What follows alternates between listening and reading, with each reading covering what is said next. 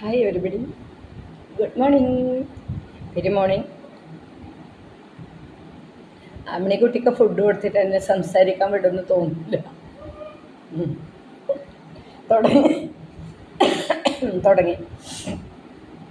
പിന്നെ എനിക്ക് കണ്ടൻറ് ക്ഷാമൊന്നും എൻ്റെ ലൈഫിൽ വരില്ല, ലൈഫ് ലോങ് വരില്ല. മരണം വരെ വീഡിയോ ഇടുന്നുണ്ടെങ്കിലും കണ്ടൻറ് ക്ഷാമം വരാൻ സാധ്യതയില്ല. പക്ഷേ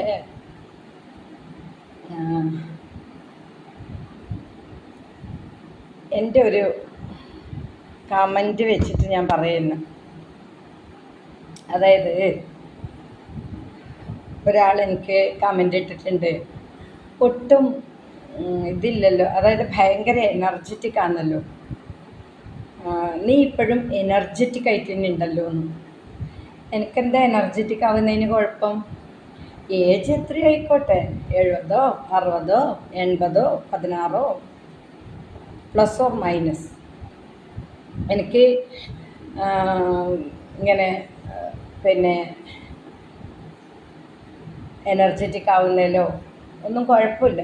കാരണം ഞാൻ ഇരുട്ടിൻ്റെ മറവിലും സ്വന്തം കുടുംബത്തിനെ വെച്ചിട്ടൊന്നും ഞാൻ എവിടെയും പച്ച മലയാളത്തിൽ പറഞ്ഞ ഷൂട്ടിങ്ങിനൊന്നും പോകുന്നില്ലല്ലോ. ഇംഗ്ലീഷ് ആയിപ്പോയി അല്ലേ? അത്രേ എൻ്റെ മനസ്സാക്ഷി സമ്മതിക്കുന്നുള്ളൂ. ഷൂട്ടിങ്ങിനൊന്നും ഞാൻ പോകുന്നില്ലല്ലോ. ഞാൻ ഇരുട്ടിൻ്റെ മറവിലല്ല ഷൂട്ടിങ്ങിന് വിളിക്കുന്നതും. ഞാൻ ഇന്നലത്തെ വീഡിയോയിൽ പറഞ്ഞല്ലോ പച്ചക്ക്, ഞാൻ തൊഴിൽ സ്ഥലത്ത് വെച്ച് പിടിക്കാനും അല്ലെങ്കിൽ നമ്മൾ കൂളായിട്ട് നിൽക്കുമ്പം ചന്തിക്ക് തട്ടിയിട്ട് പോകുന്ന ഉദ്യോഗസ്ഥനും ക്വാർട്ടേഴ്സിൽ ഭാര്യനെ വെച്ചിട്ട് ഞാൻ അദ്ദേഹത്തോട് പോയിട്ട് ഒന്ന് എൻ്റെ ചന്തിക്ക് തട്ടൂ എന്ന് പറഞ്ഞതാണെങ്കിലല്ലേ ഞാൻ വറീഡ് ആവേണ്ടു, അപ്സെറ്റ് ആവേണ്ടു, മനസ്സാക്ഷി പ്രശ്നം വേണ്ടു, പറയാതിരിക്കണ്ടു അല്ലേ? ഒന്ന് പോടാ. ഇങ്ങനെ നിൽക്കുന്ന ലേഡീസ് ഉണ്ടെങ്കിൽ അവർ തട്ടിക്കോട്ടെ, ഓടെ ഗുച്ചി ഗള്ള എന്ന് പറയുന്നുണ്ടെങ്കിൽ അവർ തട്ടിക്കോട്ടെ. ഇങ്ങനെ നോക്കുന്നുണ്ടെങ്കിൽ അവർ തട്ടരുത്.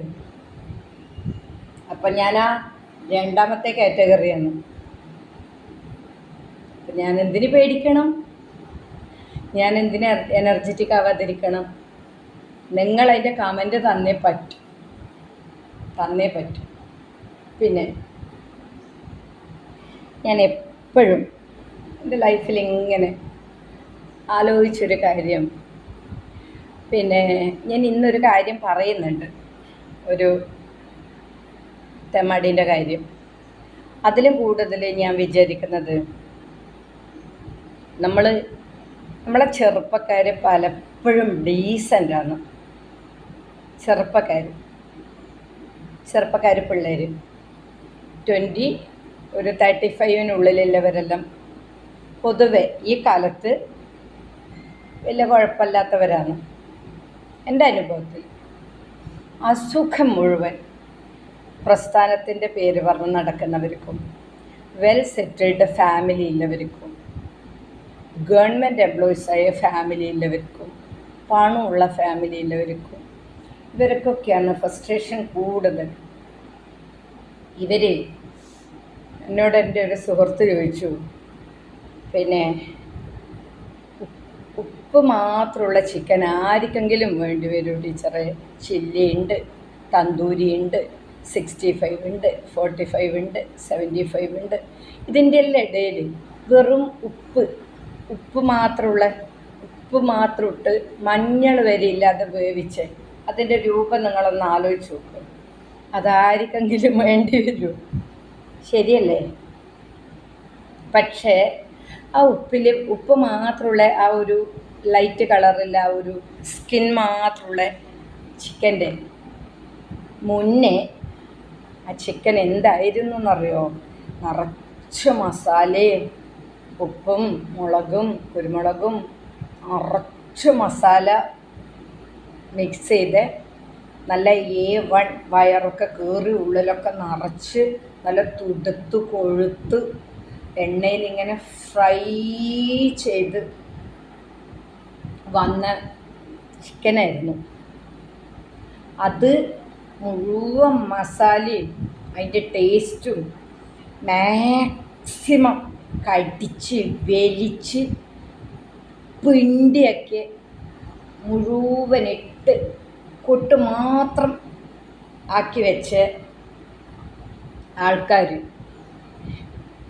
പിന്നീടാണ് ഈ മസാലയൊക്കെ കഴിഞ്ഞു എൻ്റെ ഉള്ളിലേതും വലിച്ചു, തുന്നിക്കൂട്ടിയതൊക്കെ പൊട്ടിച്ചു, തല മുതൽ കാല് വരെ ഫുൾ ചിക്കൻ്റെ കാര്യം എന്ന് പറയുന്നത് കടിച്ച് വലിച്ച് ആ ബോണിൻ്റെ ഉള്ളിലുള്ള വെള്ളവും കൂടി ഇറക്കി. പിന്നെ അടുത്ത മസാല പുരട്ടിയ ചിക്കൻ ഉണ്ടോ, എൻ്റെ ചിക്കൻ്റെ മസാല തീർന്നു, നിൻ്റെ പ്ലേറ്റിലുണ്ടോ, ആ തൊട്ടപ്പുറത്തെ പ്ലേറ്റിലുണ്ടോ, എടാ താ ഇതാണ് നമ്മളെ സമൂഹത്തിലെ പല പകൽമാന്യന്മാരും വെളിച്ചത്ത് ചെയ്യുന്ന പരിപാടി.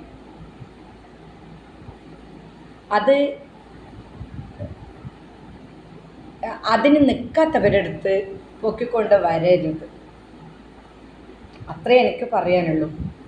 അപ്പം ഒരു പൊക്കിയ വിദഗ്ധൻ്റെ കാര്യം പറഞ്ഞു തരാം. ഒരു ചുരുക്കി പറയാം, ഒരു പ്രത്യേക സാഹചര്യത്തിൽ ഹോസ്പിറ്റലിൽ പോണ്ടി വന്നു. ഞാൻ എൻ്റെ കുടുംബക്കാരെയോ മറ്റാരെയും പേര് പറയാത്തത് ഭയന്നിട്ടൊന്നുമല്ല.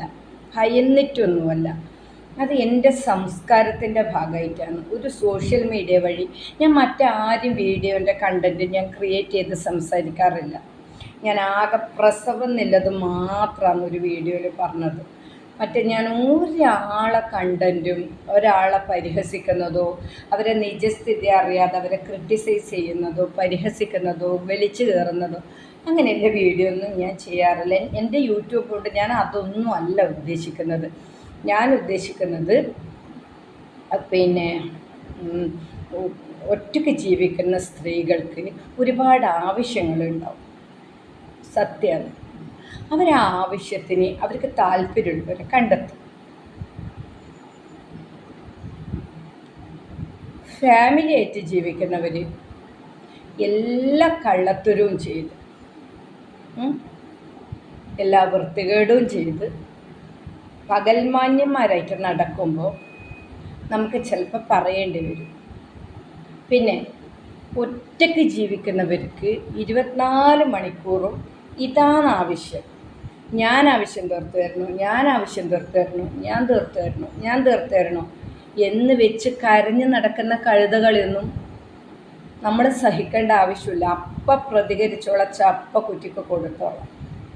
ഞാനിപ്പോൾ ഈ സോഷ്യൽ മീഡിയ വഴി ഫേസ്ബുക്ക് ആയാലും യൂട്യൂബ് ആയാലും ഇൻസ്റ്റ ആയാലും ഉപയോഗിക്കുന്നുണ്ട്. കുറേ എണ്ണത്തിന് ഭയങ്കര പേടിയുണ്ട്. ആ പേടി എനിക്ക് കാണുമ്പോൾ തന്നെ അറിയാം. ഞാൻ പച്ചക്ക് പറയും, ഞാൻ പേരൊക്കെ പറയുന്ന ഒരു സമയം വരും, വെയിറ്റ് ആൻഡ് സീ. പേര് പറയുന്നു, അതിൻ്റെ മേലെ എന്ത് വന്നാലും എനിക്ക് പ്രശ്നമല്ല. ഞാൻ പേര് തന്നെ പറയും. എന്ത് പറയണം, എന്ത് ചെയ്യണം, എന്ത് കാണിക്കണം, ആരെ കൂടെ സ്പെൻഡ് ചെയ്യണം, അതൊക്കെ ഞാൻ തീരുമാനിച്ചിട്ട് കുറേ വർഷങ്ങളായി. ഇനി ഇന്നും ഇന്നലെയല്ല, ഞാൻ തീരുമാനിച്ചിട്ട് കുറേ വർഷങ്ങളായി. സ്വന്തം വീട്ടിലുള്ളതും വെച്ച് നാട്ടിലുള്ളതും എരന്ന് തിന്ന് നടക്കുന്നവരാണ് നമുക്ക് സൈൻ ചെയ്യാൻ വരുന്ന സർട്ടിഫിക്കറ്റിൽ. അതുകൊണ്ട് ഞാൻ അങ്ങനത്തെ മക്കളെയൊന്നും മൈൻഡ് ചെയ്യാറില്ല. ഞാൻ എൻ്റേതായ രീതിയിൽ എൻജോയ് ചെയ്തിട്ട് തന്നെ ജീവിക്കും. പിന്നെ സ്വന്തം വീട്ടിൽ വെച്ചിട്ട് നാട്ടിലുള്ള ആളെ കൂടെ പൊക്കി നടക്കുന്ന ഒരുത്തൻ്റെ കാര്യം പറയാൻ എൻ്റെ വീട്ടിൻ്റെ അടുത്തില്ല. അതിപ്പോൾ പറഞ്ഞത് ഈ സിറ്റുവേഷൻ മാത്രമേ പറയുന്നുള്ളൂ, ഞാൻ പേര് പറയുന്നില്ല. പേര് പറയേണ്ടി വന്ന് പറയും. അവൻ്റെതും അവൻ്റെ കൂടെയുള്ള കുറേ എണ്ണം എല്ലാം നാറണം. അവൻ്റെ മോളെ ഭർത്താവിൻ്റെ വലിയ സംഘടനാ നേതാവ് എന്നൊക്കെ പറഞ്ഞ് തെണ്ടി നടക്കുന്നുണ്ട്. അവനെല്ലാം നാണം കെട്ട് കൊടുത്ത ജട്ടി തലയിലിങ്ങനെ ചുറ്റിക്കെട്ടി നടക്കേണ്ടി വരും, മാസ്കും ഒക്കെ. അതാ ഞാൻ പറഞ്ഞത്, പലരും എൻ്റെ ഔദാര്യത്തിലാണെന്ന്. ഞാൻ ഒരു പ്രത്യേക സാഹചര്യത്തിൽ ഒരു 10 മണിക്ക് ഇവിടുന്ന് ഹോസ്പിറ്റലിൽ കൊണ്ടുവന്നു. ഇവിടെയുള്ള ഒരാളെയും കൂട്ടി ഹോസ്പിറ്റലിലെത്തി. വോമിറ്റിംഗ് ആയിരുന്നു. ഇഞ്ചക്ഷനൊക്കെ എടുത്ത് ട്രിപ്പൊക്കെ കയറ്റി കുറച്ച് സമയം കഴിഞ്ഞപ്പോൾ നോർമലായി. പക്ഷെ അവർ ബൈസ്റ്റാൻഡർ ഇല്ലാണ്ടൊന്നും ചെയ്യൂല, അവിടെ അഡ്മിറ്റാക്കുകയില്ല. അപ്പം ഞാൻ എൻ്റെ കൂടെ എൻ്റെ അയൽവാസിയായ ഒരു ബന്ധു വന്നിട്ടുണ്ട്. അപ്പം ഞാൻ അവരോട് പറഞ്ഞു, എന്തായാലും പോയേ പറ്റൂ. 2 ചെറിയ കുട്ടികൾ, വളരെ ചെറുതിനെ രണ്ടിനെയും ഉറക്കി കിടത്തിയിട്ടുള്ള റൂമിൽ ഞാൻ പുറത്തുനിന്ന് ഇങ്ങനെ വെറുതെ എനിക്ക് അന്നേരം പൂട്ടാൻ മറന്നുപോയി. നമ്മൾ പൂട്ടുണ്ട്, എന്തോ വരുമ്പോഴേക്ക് ഇവരാരും എടുത്തു കൊണ്ടുപോയില്ല. അതൊക്കെ ആലോചിച്ചാൽ എന്തോ ഒരു വല്ലാത്ത ടെൻഷനാണ്. അങ്ങനെ ഞാൻ ഒരു 10:30 മണിക്ക് പോയി. 10:30, 11:30, 12 മണിയെല്ലാം എനിക്ക് ഭയങ്കര പ്രശ്നമായി. ഞാൻ നേഴ്സോട് കാല് പിടിച്ച് പറഞ്ഞു. കൂടെ പോയി അവനും അവിടെ ഉണ്ട്. പറഞ്ഞു, എന്ത് തന്നെ ആയാലും ഞാൻ പോന്നു, ഇയാളിവിടെ കിടക്കട്ടെ, ഈ ലേഡി ഇവിടെ കിടക്കട്ടെ, ഞാൻ പോവുകയാണ്. ഞാൻ അവരെ സമ്മതത്തിനൊന്നും നിന്നിട്ടില്ല. നാളെ എന്താണെന്നുള്ളത് പിന്നെ ചിന്തിക്കാമെന്നുള്ളതിൽ ഞാൻ വന്നു. അപ്പം ഞാൻ ഈ ഭയങ്കരമായിട്ടുള്ള വോമിറ്റിങ് കണ്ടേരം ഞാൻ ഈ അടുത്തുള്ള ആളെ പോയി വിളിച്ചതാണ്, അറിഞ്ഞു വന്നാലും ഞാൻ പോയി വിളിച്ചതാണ്. ഇയാൾ വിളിക്കുമ്പോൾ കൂടെ വന്നു. നമ്മൾ കരുവള്ളൂർ ഗവൺമെൻറ് ഹോസ്പിറ്റലിൽ നിന്ന് ഇങ്ങോട്ട് ഏകദേശം ഒരു കുറച്ച് നടക്കാനുണ്ട്. ഇന്നിപ്പോൾ റോഡൊക്കെ വന്നു, എന്നാലുണ്ട് നടക്കാനുണ്ട്, കുറച്ച് നല്ലോണം ഹൈവേല നടക്കാനുണ്ട്. എസ്പെഷ്യലി അത് രാത്രി 12:30, 1 മണി എന്നൊക്കെ പറയുമ്പം അതിന് ലെങ്ത്ത് കൂടും. നമുക്ക് മുന്നോട്ട് നടന്നാൽ നമ്മൾ നീങ്ങൂല. പിന്നെ ഇങ്ങനെ ലോറി ലൈറ്റ് ഇട്ടിട്ട് ചരക്ക് ലോറി, ആ ഒരു ലോറിയിൽ നിന്ന് മുളയെന്നല്ല വിളിച്ചു തന്നെ. എനിക്ക് ഇങ്ങനെ പേടിയാവുന്നു.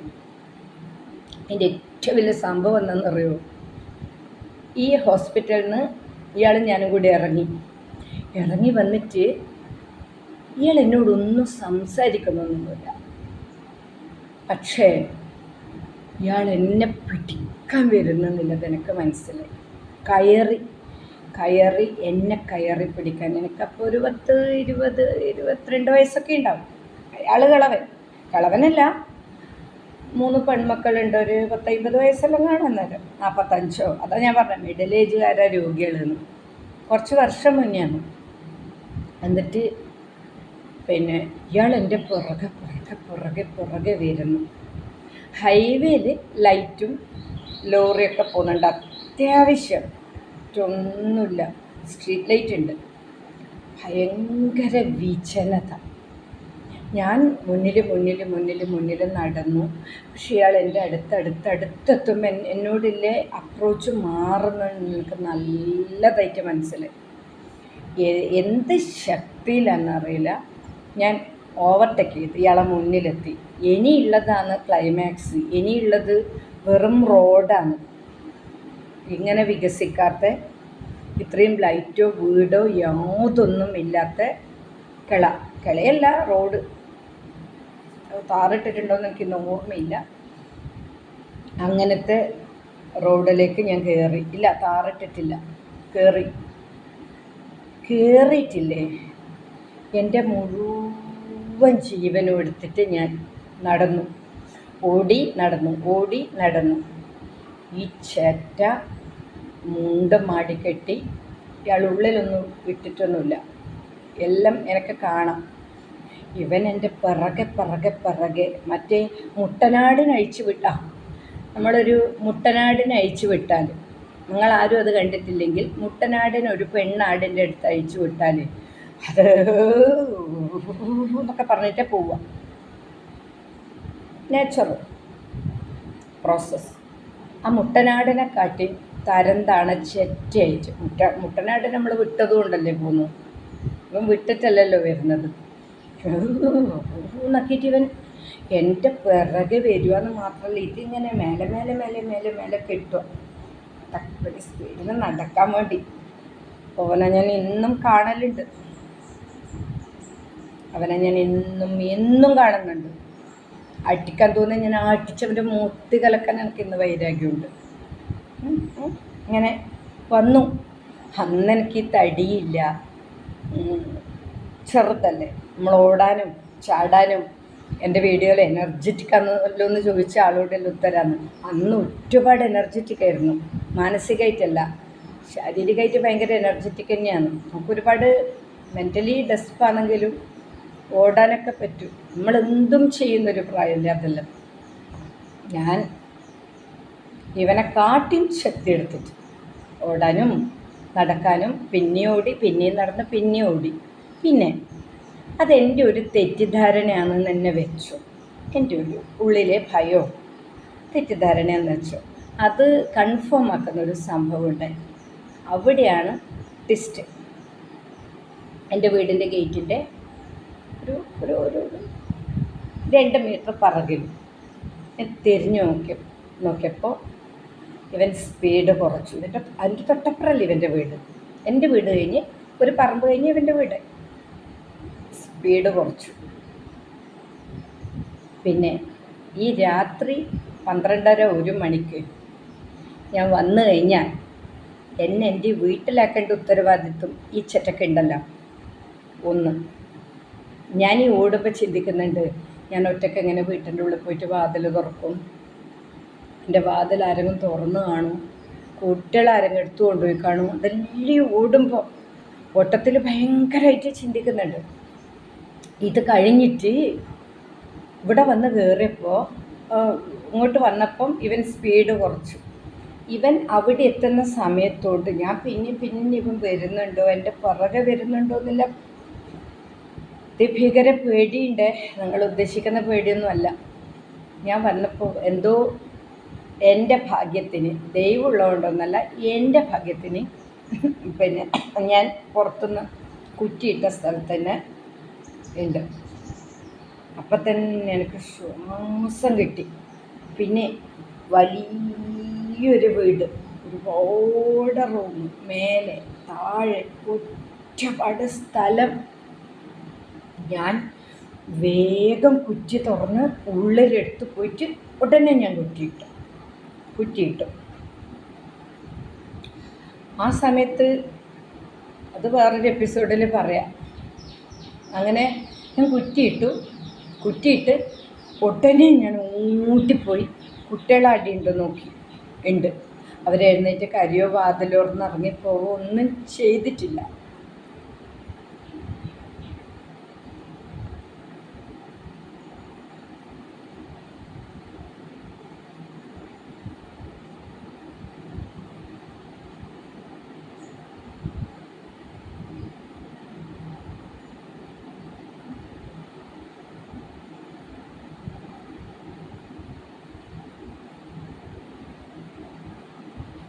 ഈ കുട്ടികളൊക്കെ ഇടത്തെത്തിക്കുന്ന നമ്മൾ പുറത്തേക്ക് തുറന്ന് ബാക്കിൽ തുറന്നു കഴിഞ്ഞാൽ വലിയ കാടാണ്, അതിൻ്റെ അപ്പുറത്തായാലും കാടാണ്. ഇങ്ങനെ വീടോ ആൾക്കാരോ ഒന്നുമില്ല. എന്തോ ഭാഗ്യത്തിന് ഉറക്കത്തിൽ എഴുന്നേറ്റ് തുറക്കോ കരയോ ഒന്നും ചെയ്തിട്ടില്ല. അത് നിലത്താണല്ലേ, കട്ടിലും കിടക്കലൊന്നും അല്ല, നിലത്തല്ല പായ, അന്ന് അങ്ങനെയല്ലേ. അപ്പോൾ ആ പായൽ വിരിച്ച് അങ്ങനെ കിടത്തിയതാണ്. ഞാൻ ഓടിപ്പോയി നോക്കി. അടുത്ത് ഞാൻ ചെയ്തത് എന്താണെന്നറിയാം, ഒരു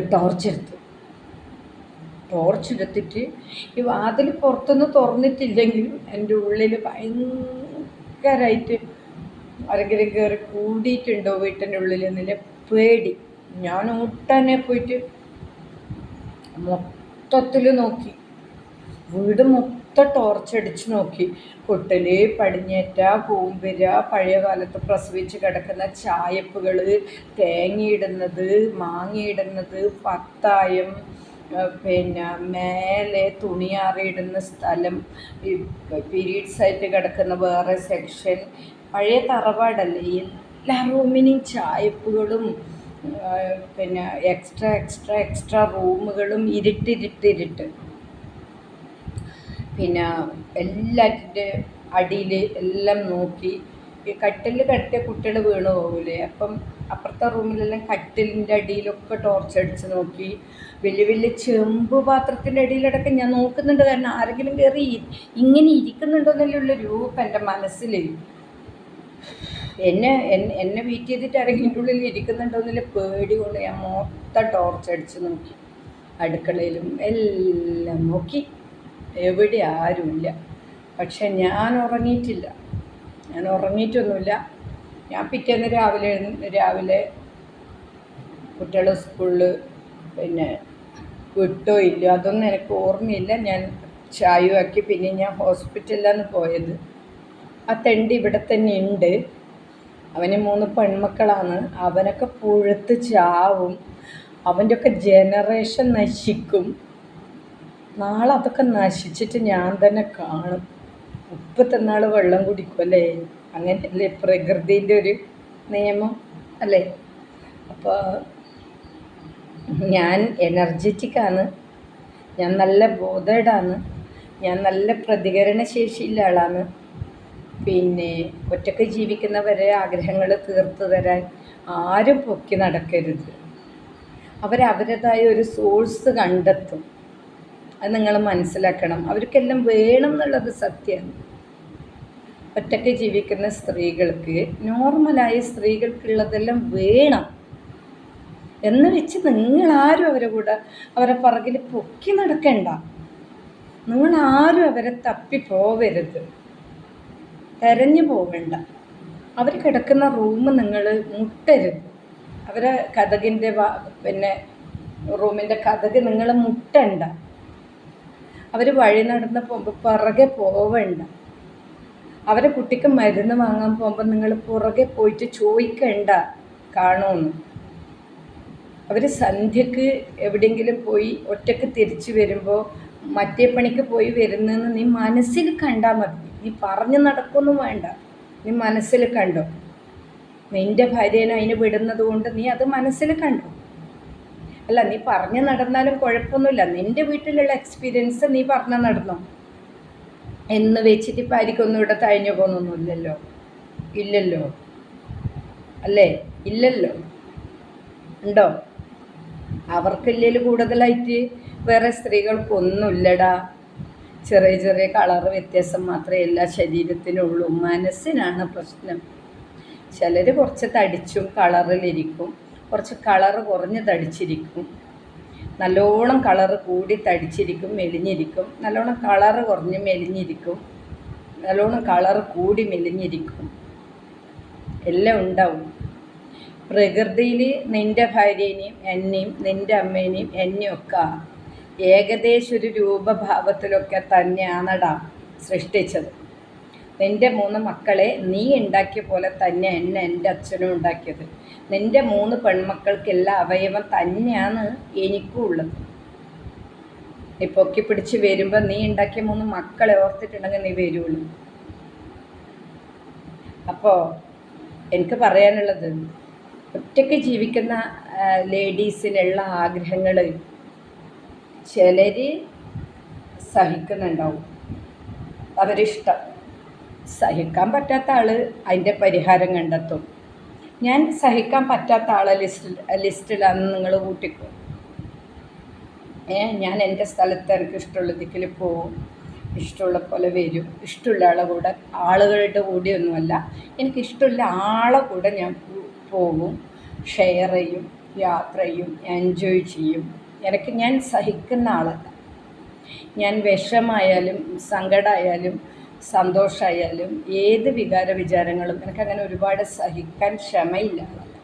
ഞാൻ എക്സ്പ്രസ് ചെയ്യുന്ന രീതിയിലാണ്. മാധവിക്കുട്ടി പറഞ്ഞ പോലെ പ്രകടമായിട്ട് തന്നെ ആഗ്രഹിക്കുന്ന ഒരാളാണ് ഞാൻ. ഒരാൾ വന്ന് തൊട്ട് എച്ചിലാക്കി ഇന്നലെ പറഞ്ഞ പോലെ പോയി എന്ന് വെച്ചിട്ട് നമ്മളാഗ്രഹങ്ങൾ നമ്മൾ മാറ്റിവെക്കാനോ, നമ്മളാഗ്രഹങ്ങളെ മേലെ നമ്മൾ ചാരൂട്ട് മൂടാനോ, ഉണങ്ങിയ അലിയും ചൂട്ടുവിട്ട് കത്തിക്കാനോ ഒരാവശ്യമില്ല. ഒരു ജന്മേ ഉള്ളൂ, ഒരു ജീവിതമേ ഉള്ളൂ. നാളെ രാവിലേക്ക് സ്ട്രോക്ക് വരാം, നാളെ ബ്ലഡ് ടെസ്റ്റ് ചെയ്താൽ ചിലപ്പം വേറെ എന്തെങ്കിലും മാരകമായ അസുഖം ഉണ്ടാവാം, ചില മുഴകൾ ക്യാൻസറായിട്ട് വരാം, ചില ഇഷ്യൂസ് കിഡ്നി പോവാം, കരൾ പോവാം. അപ്പോൾ ഇന്നത്തെ ദിവസം എൻജോയ് ചെയ്തില്ലെങ്കിൽ നമ്മൾ ഈ രൂപത്തിൽ എന്തിനു വിട്ടു? ഇത്രയും പറയാനും ആലോചിക്കാനും സംസാരിക്കാനും ഒക്കെയുള്ള ശേഷിയോട് കൂടി വിട്ടു. ആടോ പട്ടിയോ കോഴിയോ ആണെങ്കിൽ അങ്ങനെയല്ലല്ലോ. അപ്പോൾ നമുക്കുള്ളൊരു ചെറിയ തിരിച്ചറിവ് നമുക്ക് എന്തായാലും വേണമല്ലോ. അപ്പം നമുക്ക് നമ്മളെ സൗകര്യമുള്ള രീതിയിൽ നമ്മളങ്ങനെ ഭയങ്കരമായിട്ട് നമ്മൾ അടിച്ചമർത്തി കഴിഞ്ഞാൽ നമ്മൾ വേറെ ഡിപ്രഷനോ സ്ട്രോക്കോ എല്ലാം വന്ന് കിടന്നാൽ അപ്പോഴും നമുക്ക് ആരും നോക്കാനുണ്ടാവില്ല. ശവത്തിനെ റേപ്പ് ചെയ്യുന്ന കാലമാണ്, പുള്ളി സ്ത്രീനെ റേപ്പ് ചെയ്യുന്ന കാലമാണ്, ഐസിയുലിൽ സ്ത്രീൻ്റെ ബ്രസ്റ്റിനെ പിടിക്കുന്ന കാലമാണ്. അപ്പോൾ നമ്മൾ തളർന്ന് കിടക്കുമ്പോൾ നമ്മളെ ചുറ്റും ആരുമില്ലെങ്കിൽ രോഗീനെ കാണാനുള്ള നിലയിൽ വന്നിട്ട് നമ്മളെയും പിടിക്കും, നേരത്തെ പറഞ്ഞ ടീം. അതുകൊണ്ട് രോഗിയായിട്ട് കിടക്കുന്ന സ്ത്രീകളൊന്നും ആരും ഒറ്റക്കൊന്നിടരുത്. ഭാര്യയ്ക്കുള്ള അവരെ മസാലയും അവരെ ബോണും അവരെ ബോണിൻ്റെ ഉള്ളിലെ എസൻസും ഉപ്പും മുളകും എല്ലാം ഊറ്റിയെടുത്തിട്ട് ഉപ്പിലിട്ട ചിക്കനാക്കി വെച്ചിട്ടാണ്. വേറെ മസാല പുരട്ടിയതുണ്ടോ, മസാല ചിക്കൻ ഉണ്ടോ, തന്തൂരി ഉണ്ടോ, 65 ഉണ്ടോ, പെപ്പർ ഉണ്ടോ എന്നൊക്കെ നോക്കി ആൾക്കാർ നടക്കുന്നു. അത് നിങ്ങൾ മനസ്സിലാക്കേണ്ടതാണ്. ചെറുപ്പക്കാരൊന്നും അല്ല ഈ മാതിരി പണിയെടുക്കുന്നത്. ഒരു മിഡിൽ ഏജ് കഴിഞ്ഞിട്ട് ഈ മസാലയൊക്കെ ഊറ്റി കഴിഞ്ഞ് റിട്ടയർഡൊക്കെ ആയി, അല്ലെങ്കിൽ റിട്ടയർഡ് ആവാനായ ജോലി സ്ഥലത്തും പരിസരത്തും രാഷ്ട്രീയത്തിൻ്റെ പേര് പറഞ്ഞ് വീട് കയറി ഇറങ്ങുന്നവരും കൊടി പിടിക്കുന്നവരും എല്ലാം വീട്ടിലെ മസാല എല്ലാം ഊറ്റിയിട്ടാണ്. നാട്ടിലെ മസാല ഉള്ളതുണ്ടോ? ചിലർക്ക് ഉണങ്ങിയ മസാലയായാലും മതി. ഉണ്ടോ എന്ന് നോക്കി നടക്കുന്നത്. അപ്പം എനിക്ക് ഇത്രേ പറയാനുള്ളൂ. നിറച്ച് മസാല ഉള്ളതൊന്നും നിങ്ങൾക്ക് വേണ്ടി മസാല തേച്ച് വെക്കുന്നതല്ല. നമ്മുടെ ദേഹത്തിലെ മസാല നമ്മൾ കഴിക്കാൻ കൊടുക്കും. നിങ്ങൾ ഉപ്പിലിട്ട ചിക്കനെ വേണമെങ്കിൽ മൈൻഡാക്കാം. അല്ലെങ്കിൽ നിറച്ച് മസാലയായിട്ട് ആരെങ്കിലും എന്നെ കഴിക്കണം എന്ന് പറയുന്നുണ്ടെങ്കിൽ പോയി ക്യാഷ് കൊടുത്ത് കഴിക്കാം. അതിനാണല്ലോ പല ഹോട്ടലുകളും തുറന്നു വെച്ചിരിക്കുന്നത്. കാണുന്നില്ലേ കമ്പിയിൽ ഇങ്ങനെ തന്തൂരിയല്ലേ ഇത് ഇങ്ങനെ കറങ്ങുന്ന കാണുന്നില്ലേ വൈകുന്നേരം. അങ്ങനെയുള്ള ഹോട്ടലുകളിൽ പോയി അർഹതപ്പെട്ട ക്യാഷ് കൊടുത്ത് കഴിക്കാം. അല്ലാതെ ഈ വീട്ടിലെ മസാലയൊന്നും തേച്ചത് അങ്ങനെ നിങ്ങൾക്ക് വേണ്ടി ആക്കുന്നതല്ല. അതിന് അവകാശികൾ വേറെ ഉണ്ടാവും. പരസ്യമായിട്ട് എവിടെയെങ്കിലും ഉണ്ട്, അവിടെ പെയ്ഡ് ഫുൾ ചിക്കൻ ഇത്ര, ഹാഫിന് ഇത്ര, അങ്ങനെയൊക്കെ ഉണ്ടാവുമല്ലോ. ഞാൻ കഴിക്കാത്തതുകൊണ്ട് എനിക്ക് അതിനെക്കുറിച്ച് അത്ര അറിയില്ല. എന്നാലും അതൊക്കെ പോയി കഴിക്കാം. ഉപ്പിലിട്ട ചിക്കനെ എന്നിട്ട് ബോധ്യപ്പെടുത്തും വേണം, ഇല്ലെങ്കിൽ അവർക്ക് സംശയം വരും. നമ്മുടെ നാട്ടിലൊരു ടീച്ചർ എന്നോട് ചോദിക്കുക, അവരെ ഹസ്ബൻഡിൻ്റെ പേര് പറഞ്ഞിട്ട്, എന്നോടൊന്നും പറഞ്ഞിട്ടില്ല, വേറെ എന്തൊക്കെയോ പറഞ്ഞതിൻ്റെ ഉള്ളിൽ, എന്നോട് മോശമായിട്ടൊന്നും പറഞ്ഞിട്ടില്ല. അതിൻ്റെ അർത്ഥം എന്നാ, അയാൾ ആരോടോ എന്തൊക്കെയോ പറഞ്ഞിട്ട് അവിടെ പരാതി എത്തിയിട്ടുണ്ട് എന്നല്ലേ. ഞാൻ പിന്നെ നടന്ന് വരുമ്പോൾ ആലോചിച്ചു. എന്നിട്ട് എൻ്റെ ഒരു ഫ്രണ്ടിനോട് പറഞ്ഞു, ഇങ്ങനെ പറഞ്ഞല്ലോ, അതെന്താ സംഭവമെന്ന്. ഷക്കാവും. അപ്പം അവൾ ചിരിക്കുന്നു. അങ്ങനെ ചോദിച്ചു. ഇന്ന് ഒരു ചേച്ചി അപ്പം എന്തോ വഴി ഉണ്ടല്ലോ. എനിക്കിത്രയേ പറയാനുള്ളൂ. കൺക്ലൂഷൻ: ഒറ്റയ്ക്ക് ജീവിക്കുന്ന സ്ത്രീകളെ മസാല നല്ല എരിവുള്ള ടേസ്റ്റുള്ള മസാല ഉള്ളവർ തന്നെയാണ്. മസാല ഇല്ലാത്ത ഡ്രൈ ഒന്നുമല്ല. ഒറ്റയ്ക്ക് ജീവിക്കുന്നവർ നന്നായിട്ട് മസാലയൊക്കെ ഉള്ളവരാണ്. ഇത് നിങ്ങൾക്കായിരിക്കും കൈയിട്ട് വരി നക്കാനുള്ളതല്ല. നിങ്ങൾ പെയ്ഡായിട്ട് പോയി കഴിക്കാം. ആ ഒറ്റയ്ക്ക് ജീവിക്കുന്നവർ അവർക്ക് ഇഷ്ടമുള്ളവർക്ക് കഴിക്കാൻ കൊടുക്കും. അവർക്ക് എന്തായാലും മസാലയുണ്ട്. ആ മസാല വേറൊരാൾ കഴിക്കുന്നത് അവർക്ക് ഇഷ്ടമുള്ള ആളുമാണ് എന്ന് വെച്ച് കൈയിട്ട് വാരാൻ വന്നു കഴിഞ്ഞാൽ കിട്ടാതെ തന്നെ ഭയങ്കര എരിവാന്നല്ലോ, ഭയങ്കര പുളിയാന്നല്ലോ എന്നൊന്നും പറയാൻ നിങ്ങൾ നിൽക്കണ്ട. അടിച്ച് പല്ല് പൊരിക്കും. അങ്ങനെയുള്ള കേരളത്തിൽ സ്ത്രീകൾ പല്ല് പൊരിക്കണം. ഒറ്റയ്ക്ക് ജീവിക്കുന്നവരെ ദേഹത്തുള്ള മസാലേനെ കുറിച്ച് കമൻറ്റ് പറയാൻ വന്നാൽ നിങ്ങൾ പ്രതികരിക്കണം. കേസ് പിന്നെ അട്ടിക്കണം, മുട്ടി നോക്കിയിട്ട് മുട്ടിന് താഴെ കൊടുക്കുക, ഒടിച്ചിടാം എല്ല്, വേറെ എവിടെയും തൊടരുത്. അല്ലെങ്കിൽ വല്ലതും പിടിച്ചങ്ങ് തിരിക്കാം തക്കതായ കാര്യമുണ്ടെങ്കിൽ. അതുകൊണ്ട് പിന്നെ പതിവ്രത ലിസ്റ്റിലൊന്നും നിങ്ങൾ കൂട്ടി സഹതിപ്പിക്കും വേണ്ട. അയ്യോ കഷ്ടം, അയ്യോ പാവം, അയ്യോ അതും നിങ്ങൾ പറയണ്ട. ഇവിടെ ഏതാ സോദനെന്നറിയാം, അവള് മറ്റേ വരുവാന്ന് പോയിട്ട്, അതും നിങ്ങൾ പറയണ്ട. കിട്ടൂല, ഏത് കൊമ്പത്തവൻ ചലച്ചാലും കിട്ടൂല. അർദ്ധരാത്രി 1:30 മണിക്ക് പിറകെ വന്നവൻ്റെ മുന്നിൽ ഓടാൻ പറ്റുമെങ്കിൽ ഇപ്പോഴും ഒരു മുഴം മുന്നിലും വളരെ എനർജറ്റിക് ആയിട്ടേ ഉള്ളത്. മെൻ്റലി കൂടുതൽ ഭയങ്കര അലേർട്ടാണ്. അതുകൊണ്ട് ഭയങ്കര ആഗ്രഹമുണ്ട്, ആഗ്രഹമൊക്കെ നടത്തുന്നുമുണ്ട്. ഒറ്റയ്ക്ക് ജീവിക്കുന്ന സ്ത്രീകൾക്ക് ആഗ്രഹങ്ങളൊന്നുമില്ല എന്ന് നിങ്ങൾ ഒരിക്കലും പറയരുത്, ചിന്തിക്കരുത്. കയ്യേറാൻ പോകും വേണ്ട.